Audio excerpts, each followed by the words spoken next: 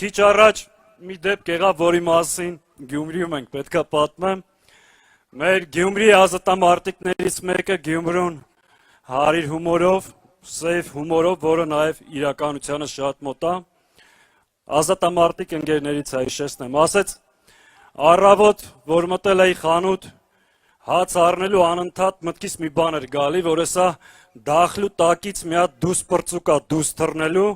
ասի ծո պատերազմի վաղտ, ես խիչ ես զովը, ես ինչ ես սաղ, այդ քեզ փող որտեղից այդ թալանչի, որ հաց ես առնում։ Ժորժ ջան, այս դառ իրականություն է, ու այս խոսքը Հայաստանի Հանրապետության վարչապետի մասին է։ Այսօր ռուպրը ձեռքին ընկել է Երևանում փողոցներում, այս քանի օրն էլ ստեղ է գալու, զգուշ կլնեք, շարից փորձանքից հեռու, Հայաստանի Հանրապետության քաղաքացիներին տեսնում է, հարձակվում է վրները, ասում է, այս ինչ է, դուք սաղ մնաց է, չեմ կարած այս կանից սպանել պրսնել, այս է իրականությունը։